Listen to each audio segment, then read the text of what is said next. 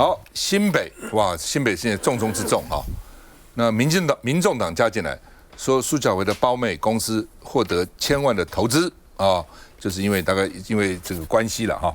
那這個到底什麼叫煉金術？哦，蘇巧慧妹妹叫蘇巧純吶，說公司被起訴哈，雖然已經被起訴，還獲得國發基金補助將近2000萬哦。所以呢，這個民眾黨新北市板橋區市議員的參選叫林子宇，質疑說，這個要利益回避一下吧，都沒有利益回避嗎？好，那另外呢，這個蘇巧慧的妹妹被質疑，所以他很納悶，說對手一有負面消息，就莫名其妙就開記者會來罵啊。那蘇巧慧反擊了，說我妹妹是靠專業，所以人家才投資她的，對不對？你對手家人還搞盜採砂石，還犯了恐嚇的問題啊。那另外呢，蘇巧慧的胞妹的公司獲得國發基金投資將近2000萬。那這個粉專是說，把國民納稅錢當作自家做生意的提款機啊。那另外呢，葉元之就是說，沈伯洋的格局很差，恐怕會重演提名林智堅的時候呢，一屍五命啊。所以不止他自己哈，還影響到其他的候選人啊，意思是這樣哈。沈伯洋說：“謝謝這個葉元之關心，市民關心的是市政啊。”我們看一下。就算黃國昌不選新北市長了，民眾黨仍緊盯民進黨參選人蘇巧慧的家人。蘇巧純跟這一個，她是蘇貞昌的女兒，是蘇巧慧立委的妹妹。這件事情有沒有讓當時的所有參與審查的投資委員要知道？民眾黨質疑2021年蘇巧純投資入股一間名為曠視智能的新創公司，隔年還增加持股數，2023年更順利申請到國發基金近2000萬的投資。當時的行政院長剛好是蘇巧純的爸爸蘇貞昌，而後來公司營運走下坡，曠視智能是再跟經濟部申請補助。蘇貞昌時任行政院長有沒有利益回避？而蘇巧慧時任立委，他也完全沒有做到監督的責任。我要問大家，這樣的一對父女，我們還能相信嗎？我妹妹的專業是程式設計、互動科技。那因為國內外得獎很多，所以很多民間公司也找她一起合作。我納悶的是哦，真的在上周，對手的家人剛剛在法庭上認罪，接着就有莫名其妙的記者會。那前天對手剛有600萬這樣子的一個新聞。今天就又有這種莫名其妙的指控，而民眾黨的窮追猛打或許因為蘇巧慧目前是民進黨在北台灣選情較為看好的參選人。至於北市的沈伯洋，不少藍營人士是譏諷，恐讓綠營選情像當年的林智堅一樣一屍五命。市民關心的這個市長的能力，一定是他的願景哦，還有他的執行力。那就像我之前在受訪討論這個鼠患的問題的時候，後來也被這個國民黨的議員也拿去做質詢。對，我想沈伯洋是我的直屬學弟，藍營的一些酸言酸語我想不需要特別去在意。自家人團結一心，不讓外界能見縫插針。好，蘇巧慧今天出來替他妹妹辯護啊，說這個跟李四川的弟弟案件不同。那李四川就回應了，說不論誰犯法，依法辦理，希望蘇巧慧不要雙標。就是說袒護你妹妹，但是抹黑他弟弟啊，所以呢，應該勇敢站出來面對，把事實講清楚啊。來，這個嘉宇。這個我以前在當立委的時候，也曾經針對國發基金的問題提出一些質疑。我覺得國發基金的評選投資的過程應該是更公開透明。那到底這過程中到底是不是因為專業還是什麼原因？我覺得這是可受公平，也希望說，其實國發基金未來在接受全民檢驗或大家檢驗的時候，能夠更能讓大家心服口服。這是第一個。第二個，當然我覺得選舉如果要走向烏賊戰，那都是大家不想看到的。關於之前李四川的弟弟的事情，或許很多人也會覺得說，這件事情有需要扯到李四川嗎？可是同樣的，蘇巧慧妹妹的事情要不要扯到蘇巧慧？我覺得也不是市民要看到，因為大家要看到的是蘇巧慧的政見、李四川的政見到底對新北市的治理有什麼樣的一個高瞻遠矚，或者是能夠拿出來讓大家支持的地方。可是為什麼現在民眾黨要開始攻擊蘇巧慧呢？因為蘇巧慧的民調確實是不斷在攀升，而且跟李四川當初大家預期說，民調會很高，結果沒想到現在跟蘇巧慧在拉鋸，甚至有可能落後的情況之下，這就是為什麼現在要開始緊咬着蘇巧慧另外一個原因。那沈伯洋當然也是啊，因為他一出來，對於社指導，對於很多市政的議題都侃侃而談，而且都是有備而來，當然也讓大家覺得說，沈伯洋是不可小覷的對手，連暐瀚哥都說沈伯洋有可能是民進黨20年來最強的候選人。為什麼？因為他有可能拿到至少40%，對不對的選票相較於之前的這些候選人來講，沈伯洋至少有他的基礎這個也是經過科學數據很多人認可的。那再回到剛剛馬英九的問題，我還是想要補充一下，因為就我們第三者，我們跟金溥聰沒有恩怨，跟蕭旭岑也沒有恩怨的情況之下來看這件事情，我覺得第一點要回溯說，到底馬前總統的健康狀況是什麼時候開始出問題的，而蕭旭岑、王光慈到底什麼時候知道馬英九前總統已經開始有這樣子的狀況？那他的狀況呢，也不是說一夕就變成這樣子，而是說他可能是有一個漸進的過程。那在這個過程中，如果說蕭旭岑跟王光慈知道他已經健康不如以前，那還在外面有跟台商有這樣子的往來，有這樣子的一個現金，不管今天是捐給馬英九個人還是基金會，這些過程中都會有被質疑的可能跟這一天。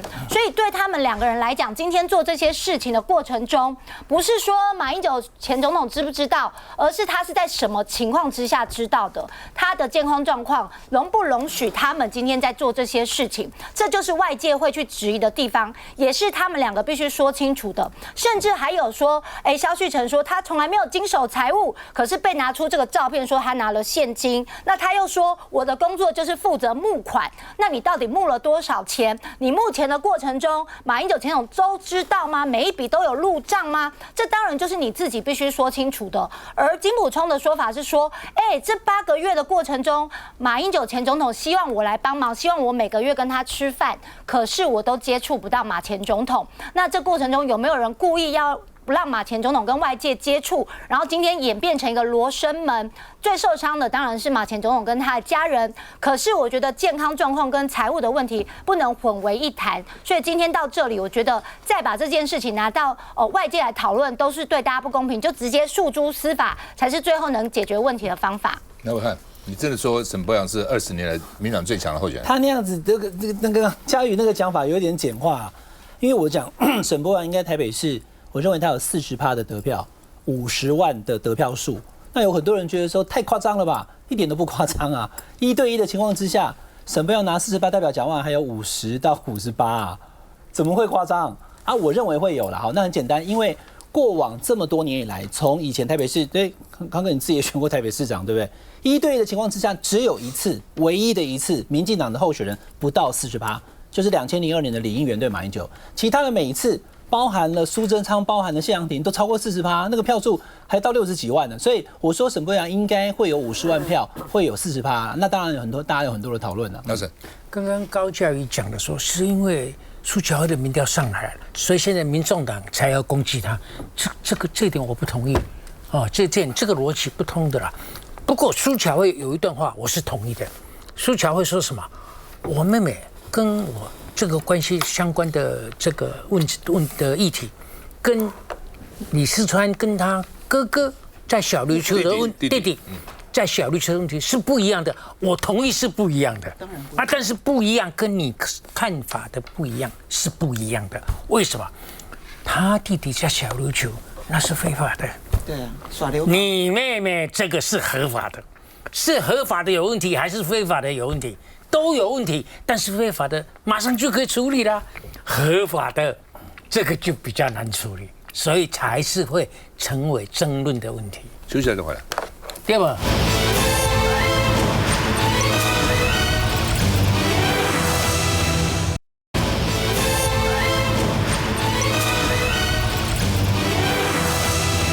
好，沈伯洋他自己說他買了一張台積電的股票。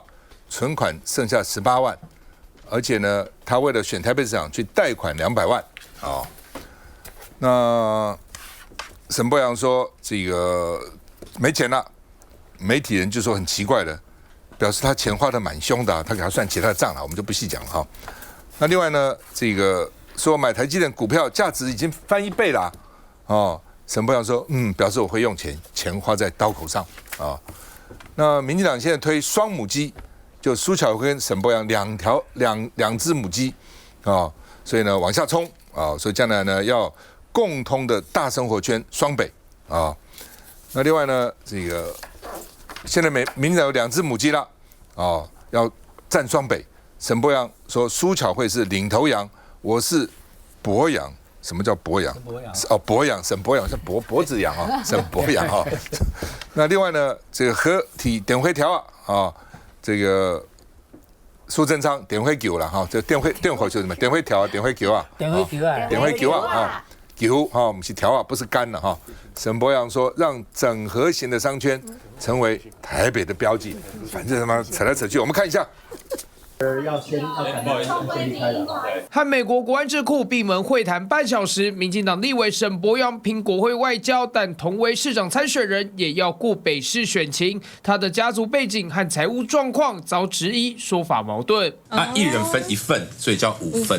那我們家就是其中1份。沈伯洋日前自曝家族是5分埔大地主之一，但最近接受專訪說，為了選舉去貸款了200萬，再加上過去買了1張台積電股票，存款剩18萬，遭網紅在社群上質疑人設差距未免太大，批評既要裝闊也要賣慘。沈伯洋第一時間網絡回應，稱是被國民黨斷章取義，強調家族土地到他這一代是阿公的靈骨塔土地持份。有，就我的留言都有寫，所以而且都是公開資料，歡迎大家可以上網看廉政專刊都可以。我覺得大家多多好好的人設也是好事。就是說雙北都有自己的主體性，我們是要双北共好哦。那如果說巧慧是领頭羊啊，我是脖羊哦，不是头羊哦，所以呢头跟脖都一樣重要。我們連在一起，但是我们要一起讓這一個城市更好，讓2座城市更好，也讓台灣更好。微調，點微調啊，不一樣啊。我必須老實講，就是說我對於沈委員的一些談話，我不是很能夠了解，因為我記得之前他說他是。好像是大清時代的時候就有在5分埔有好幾甲的地，是不是？好像有這個新聞。然後現在又說他說貸款200萬選台北市長，然後我在立法院，我想不止我一個人在立法院都看到他那台特斯拉的車子，所以我就不太能夠理解說為什麼特地要提出這麼多奇特的，以一個台北市長候選人來講。這是蠻奇特的言論啦，我必須這樣講。那我不想去預設立場，但是老實說，我認為台北市的候選人真的應該要把市政提出來，而且市政是提出來是未來台北市在這個城市競爭上面。因為老實說，我個人認為台北市很尷尬，台北市跟高雄市都非常尷尬，因為我們都期待這2個城市變成所謂亞洲的這個 super metropolitan area， 就是所謂亞洲的超級都會區，但是。在東京、北京、上海、香港、新加坡這幾個在東亞，甚至首爾跟大阪這幾個都會區的這個夾擊之下，反而我們看不出來台北的競爭力未來在哪裡。沒有錯，北市科有 NVIDIA 來了，但是這不代表說它一定能夠跨越出去。那反而是說，至少蔣萬安市長把 NVIDIA 把它帶進來，帶到北市科。那至少說未來他因為有 NVIDIA，他知道該怎麼去做。但是我覺得一昧的去批判說 NVIDIA 來之後會造成什麼樣的問題，為什麼不辦法進來？這樣去做，對於一個市長候選人，我常認為說，我們選舉選的是未來那4年他要做什麼事，而不是現在他該做什麼。所以我會認為說，現在去提到說我貸款200萬來選市長，我覺得這個其實。我不知道為什麼要講這樣的話，這是很現實的問題。那另外一個剛剛有聊到，就是說有關那個蘇巧慧的妹妹。那其實為什麼會重聊這事情，是因為我記得我2022年我在連任議員的時候，我就依稀聽過說，蘇巧慧那個蘇貞昌的小女兒好像有些什麼狀況，所以媒體上面把它爆出來。後來我查了一下，是所謂的23設計。當初好像在屏東燈會的時候，有些這個剛沈大佬講合法，但是很奇特的狀況。後來在2022年有關桃園燈會，他好像也做出來一些合法，但是很奇特的狀況。那2022年剛好現在這個剛剛看就是維股利公司，這中間的很多的重疊，當然會讓人覺得有點起疑。與其是說我們懷疑說蘇巧慧蘇貞昌家族，倒不如說我們懷疑這個公平性在哪裡。所以回到雙北。應該是大生活圈，我認為雙北一直是大生活圈啊，大家都說北北基桃，北北基桃不是嗎？那變成說這個700萬人大都會區是以誰來做火車頭？這700萬人大都會區應該怎麼樣去符合這一整個台灣未來的動能？甚至最現實的，如果台灣是講所謂的經濟區域體，以一個都會來帶起來的話，台北市是重中之重。但是台北市的候選人之一，我沒有看到他提出來這樣的事情，那我会個人以一個知識分子、一個選民，我不是台北市的選民，但是我會覺得說，我比較期待看到說比較實質上的東西出来。永平哈，暐瀚說40%陳柏揚會得，你這個前副城你怎麼看？因為台北市選過那麼多次，應該這麼說啦，如果真的只有1對1哦，確實有可能用這個顏色跟意識形態來歸類的話，我不能排除說他的得票呢接近。可是我認為可能到不了，就是基本盤了。哎，對，尤其是有可能因為他呢有一些民進黨比較嚴肅的，对民進党的台北市長候選人有比較多期待的的這樣的人呢，說不定會不去投票哦，所以這個也可能要看一下最後的結果。那至於沈柏揚我覺得他從開始參選到現在，他一直面對一個人設相當混亂的情況。那這個混亂呢，反映在他現在這個財產突然出來哭窮這個，因為他當时人設不是說是5分埔地主家的兒子嗎？大清楚出來，我有沒有記錯？然後呢，第二個，他之前弄到很多跟對岸的爭議，包含他爸爸說他什麼紅孩兒，不就是因為他爸爸是一個好成功賺好多錢的大台商嗎？那你出自這樣的一個背景，地主家的兒子，用你來說，你跟台北市的連結，5分埔是什麼樣的地方，信義區是什麼樣的地方，那邊的地價是怎麼樣，不需要我來講了吧？結果這樣的一個人開着特斯拉進出立法院，然後在那邊哭窮，大家就會覺得說，那你是不是太矯情了一點？你要是自己真的這個賺錢能力不到的話，你還有家族勢力可以靠啊，對不對？所以就這種情況底下，我覺得他大可不必，尤其現在民進黨是執政黨，他要替他弄錢，弄競選經費太容易了。第三個，我要特別講，剛才講蘇巧慧妹妹的問題，那個不是合法非法的問題，那個不可以用合法非法來討論。因為重點不是蘇巧慧，也不是蘇巧慧的妹妹，重點是他們爸爸是蘇貞昌啊，有錢有勢的蘇貞昌。當時佩祥委員在講的那個標案，就是蘇貞昌行政院長有沒有不當的影響力，讓他不應該由他得的，由他去得，是這個問題。那至於你說李四川的弟弟如何，一個家裡你能夠替每一個成年人的親戚背書嗎？有些人就會走奇怪的路，這本來就是那個。那法律該怎麼處理就怎麼處理就好了。重點是蘇貞昌的妹妹，因為他們的爸爸，蘇巧慧的妹妹，因為他們爸爸是蘇貞昌行政院長，也以及現在仍然由民進黨在執政，蘇貞昌的影響力仍然持續的在影響民進黨。當時他安插在各個單位的各種人，這才應該要徹查。不行，對不起，你錯了。我先講一下蘇巧慧這個問題，其實是很嚴重的，好不好？你剛剛幫蘇巧慧，然後講了那麼多奇怪的話，你要知道。如果今天李四川的弟弟他為非作歹，然後李四川然後還撥了一個款項，用政府的錢撥了一個款項給李四川的弟弟，那問題大了，那當然是嚴重多了。可是今天的情況，蘇巧慧的妹妹恰恰就是他開的公司底下的一個為股利的平台，涉及詐騙、投資詐騙，有罪判決確定哦。隔年2023年。然後呢，我們的國發基金去投資2000萬元，再隔一年，台企銀跟國發銀行、國發基金再投資，然後跟着他的這個 A 輪，然後再隔一年，然後經濟部去補助他150萬。這3件事情全部都是在蘇貞昌擔任行政院長的期間。各位覺得是因為蘇巧純太厲害了，還是因為蘇貞昌太夠力了？這件事情就是讓大家來公平的地方了。給我1分鐘，我講基層綠營基層對沈柏揚的感覺。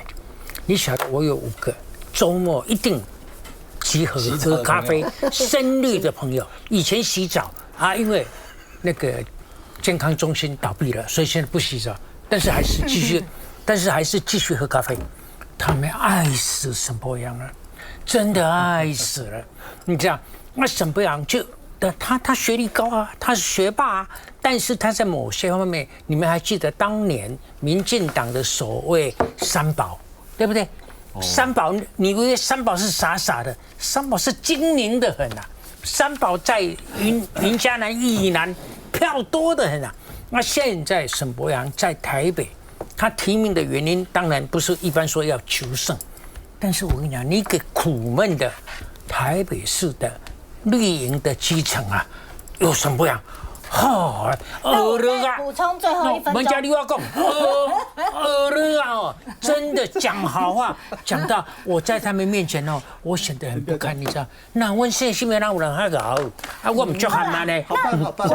希望他能夠，要幫暐瀚哥講一下。暐瀚哥是評估說沈伯洋至少可以拿40萬票，那另外一個是50萬票40%了。哦，对，40%，50万票。20年最强，那另外一个是不是我黄陽明，他是說沈伯洋他估計可以拿57萬票。那如果達到這個目標，他就是20年來最強的綠營候選人。那為什麼這麼估呢？他就是從整個大罷免，民進黨就拿了33萬票。那大罷免之外，北市的其他民進黨立委，吳沛憶啊、王世堅、吳思瑤的票，如果開出70%的話，就是24萬票。所以加起來就是57萬票。那沈伯洋如果拿到這57萬票，就已經是一個樓地板，就是最強的候選人。那台北市過去最強的是誰？是馬英九跟李應元那一次，他拿了64%的得票率，64%。所以蔣萬安的這個天花板就是這64%。如果他能夠突破，那他就是打破過去馬英九的記錄。所以兩個都在比誰的記錄能夠突破，在這一次的選戰裡面。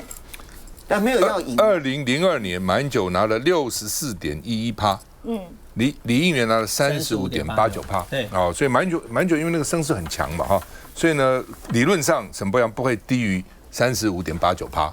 因為馬英九那是太強了，哦，但你要我講哦，雖然李應元過世，李應元實在是一個不錯的人，其實是一個很好人，哦，李應元真的是我覺得我還蠻想念這個朋友的。休息下再回來。但是我告訴你，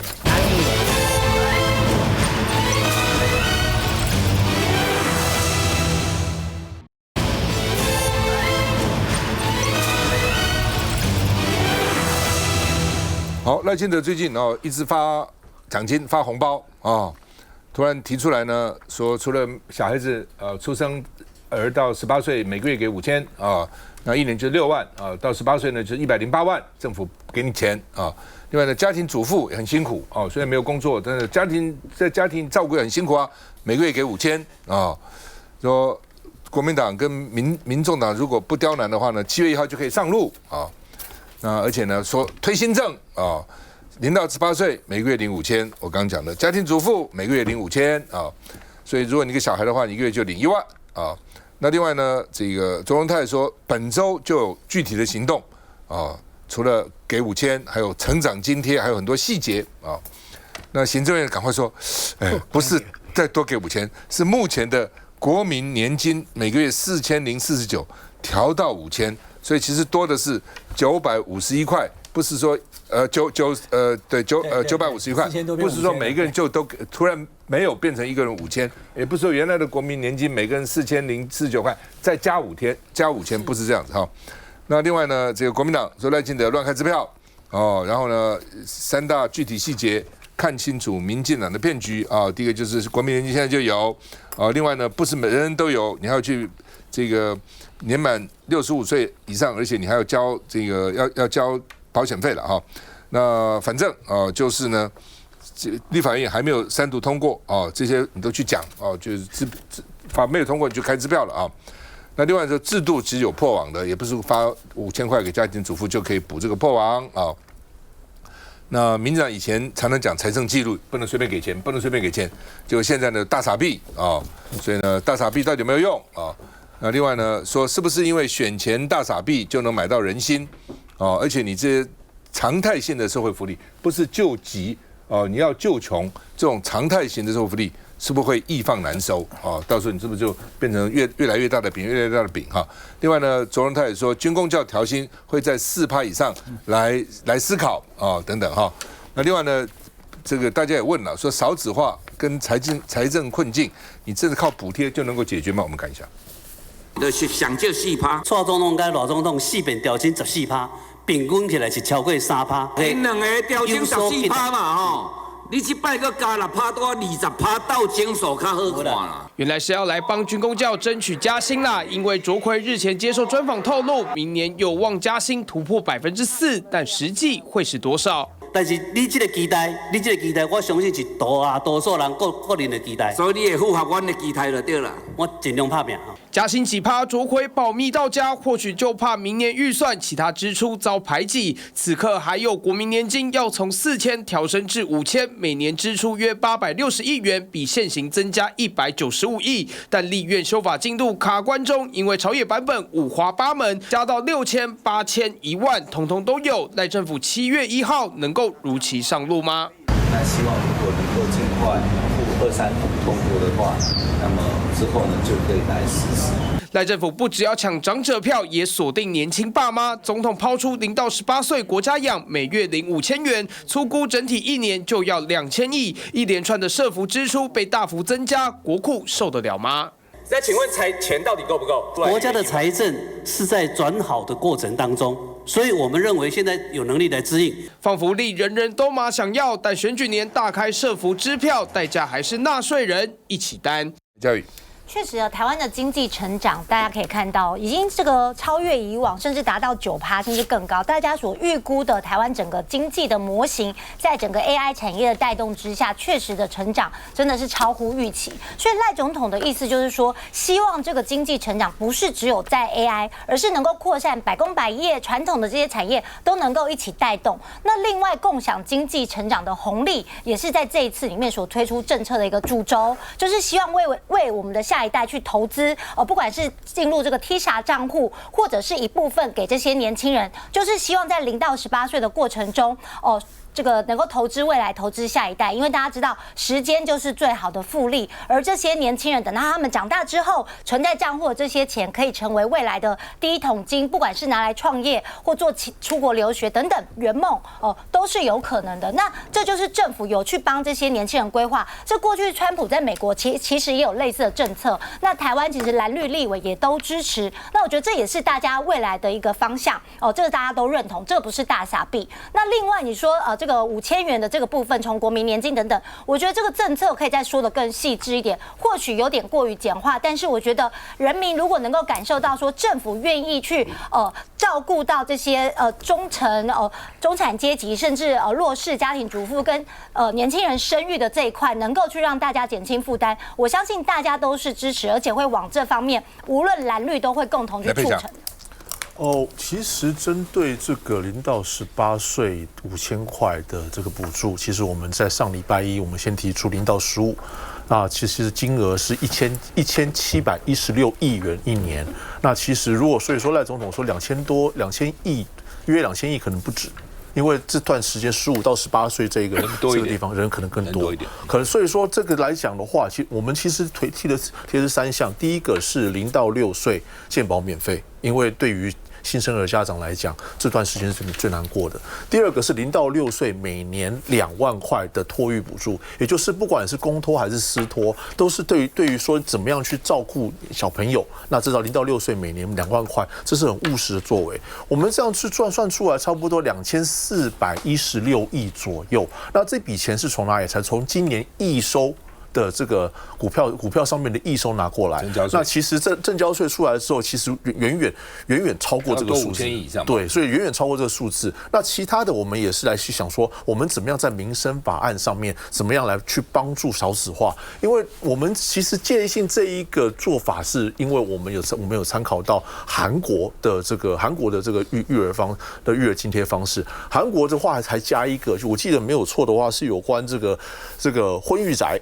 婚育宅這上面，在韓國他們也做了不少方面的努力，所以他們這4件齊下之後，韓國本來是全世界生育率最低的國家，一次他們至少擺脫，變成我們台灣最後一名，但他們至少擺脫生育率最低的國家。所以，然後他甚至還有說一胎，他們說如果你生到第3胎，一胎60萬台幣的補助，所以這方面其實是我們可以借鑑的。但是另外一方面，我們也很擔心，就是說財政紀律在哪裡？因為我們是從很務實的去從每年的預收的這個錢去去拿這筆錢出來做少子化。一方面少子化，另外一方面我們也有考慮說要怎麼樣去針對現在的護理師的問題。像是護理師，我們討論很多次3班護病法入法，這是好事，但實質上如果每個護理師能夠多加1個月多加1萬塊的話，這實質上可以讓現在辛苦的護理師願意回來職場，那現在的護理師願意留下來。我認為這個易收的這個稅收，與其說去做其他事情，倒不如直接在於民生政策上面做出長足的補助，讓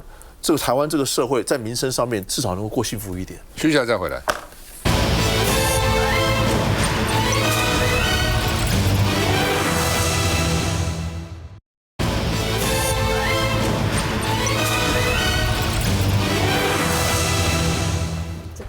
好，那高鐵昨天大宕機啊，影響了24万人，而且时间很长啊，从早上4點多發覺有問題，到了晚上才找出原因，初判還不敢確定，叫做轉折器控制機箱電源異常，哦，所以今天正常了。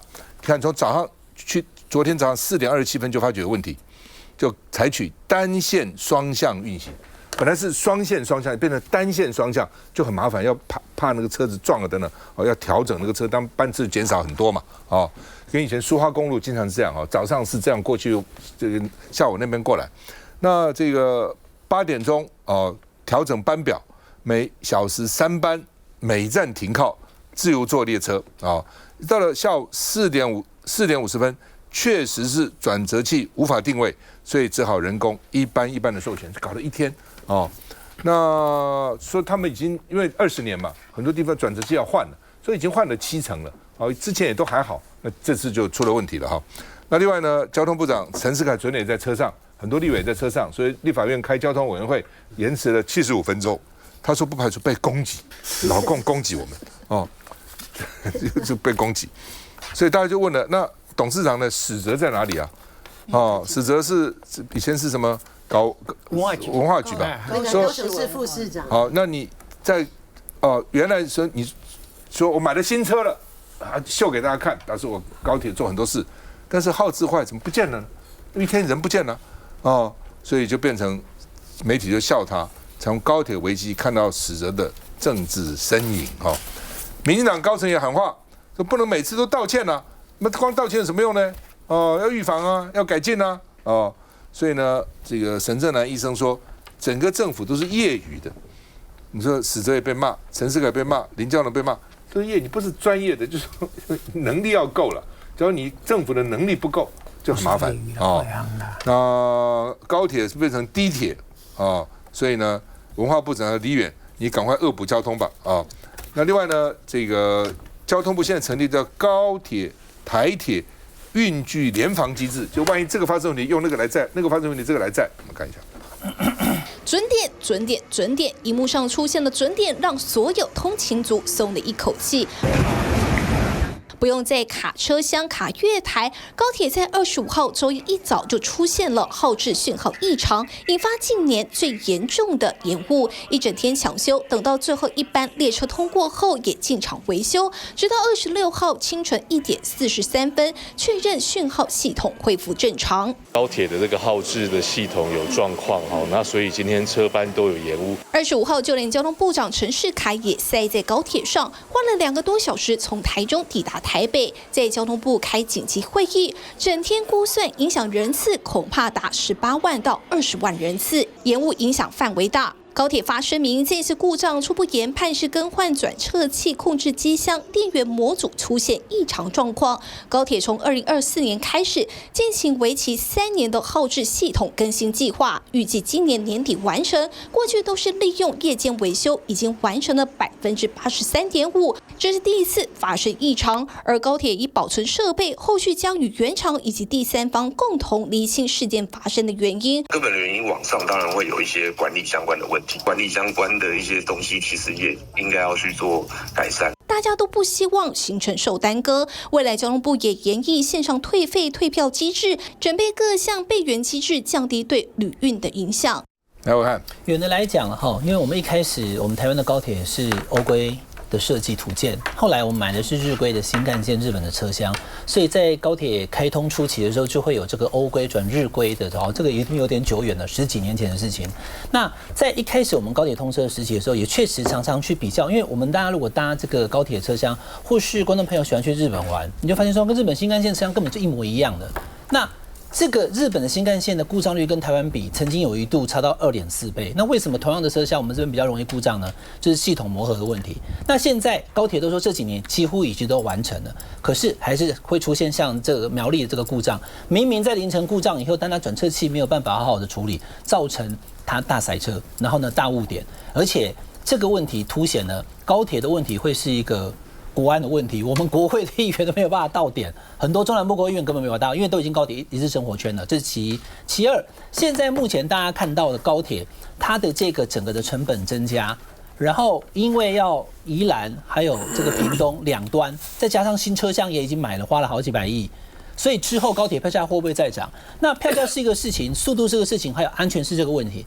有一陣子大概是幾個月前都一直在講說高鐵的無線電是不是可以直接被人家給轉到頻道？因為發生了一件事情，在今年的2月份的時候，晚上11點多，高鐵的這個司機員突然聽到無線電叫他趕快減速停駛，他就把它減速了。結果是誰？結果是有一個大學生用無線電直接就用這樣子的發號的方式，讓那個駕駛員這樣直接停車。那這個是不可想象的，因為他那個無線電是有加密的，所以高鐵是不是有安全上面做到這個密不透風？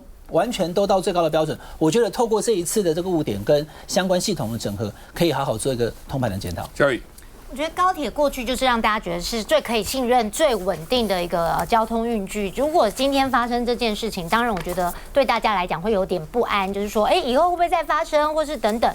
那當然，高鐵公司的說法是，這次是第一次啊，電源轉換等等的這些理由。但我覺得絕對不可以再有下一次，因為畢竟這是一次都不應該發生、也不能發生的事情。所以無論如何，大家對於高鐵的信任是遠高於任何的工具，而且過去的高鐵是這麼的好，這麼的穩定，是台灣的驕傲，所以我覺得這一次確實是一個警惕，也是一個危機。那也希望高鐵可以從這一次之後，讓大家對高鐵的信任度或者是穩定度能夠有更大的信心。高審，这是很可惜啦，因为高鐵20年在國際間的聲譽非常好啊，真的是很好。因為它的出事的頻率非常的低，它的乾淨度啊，它的效率啊，都是有口皆碑的。那你現在出事了，當然要追究行政責任啊，因為你死責當然不是直接黑手下來做這些工作，但是你不能跑掉，你不能躲起來，還不能講東講西的。所以沈正南這個精神科的政治評論家，他說這個都是業餘的，我覺得他這個用詞不太容易讓人接受。業餘的，這不是業餘啊，他是從交通部長到高鐵的董事長。這你都不是本行啊，這是外行領導。他不是史哲，不是史哲，不是啊，文化圈的背景。對，所以這個，這個不叫業餘，這個叫外行領導內行，這個叫 unprofessional，你知道嗎？在日本的話，如果你是這樣3代，一家3代都傳，都做這個事情，他們叫職人，你知道嗎？這個叫 professional， 這個是外行，不是業餘的。能力都不夠了，外行內行是一回事，能力夠不夠？能力夠哪一行都可以，就能力不夠，通通不行了。來，鳳馨。高鐵其實這是一件嚴重的事情，因為它每一天運輸的人這麼多。今天呢是誤點，可是呢高鐵要注意的是，它一旦發生事故的話，也都會是大事故。我們當然不希望它發生，並不是在詛咒它發生，而是它真的有徹底檢討嗎？其實這一次呢，它並不是唯一一次哦。其實剛剛趙先生所列出來的表格裡頭，其實從去年就看到異常事件就已經開始飆升了。那這種異常飆升，這通常意味着它有很多系統的問題已經出狀況，可是他們每一次都用敷衍了事、敷衍了事、敷衍了事，最後累積出一個大的事故。這個我過去在跑交通路線的時候呢，常常就因為那種就是出現了這一些故障啦，然後他們就是簡單的帶過，然後呢就沒有深入的去探究原因。其實我覺得這個表是很重要的。去年的異常事件已經43次了，你其實換算下來，一個月大概有3次，其實頻率還蠻高的。大大小小的，对，我同意，就是不合格的人在管公司。找史哲一個完全不懂交通的人跑去管理高鐵哦。如果你勉強可以說他有一個什麼樣的原因呢？就是說他過去的工作他比較能夠處理這個高鐵跟這個顧客啊，就乘客的關係。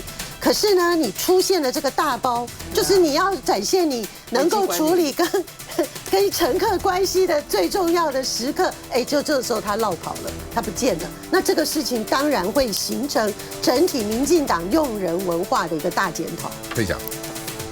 鄭光遠換史哲這件事情，我記得我開過記者會。鄭光遠本来是這個高鐵的董事長，之前他是高鐵計劃的副主持人，他也當過長榮海運，也各方面交通界非常專業。可是，在去年6月份的時候，無預警的，他就直接從高鐵換到台。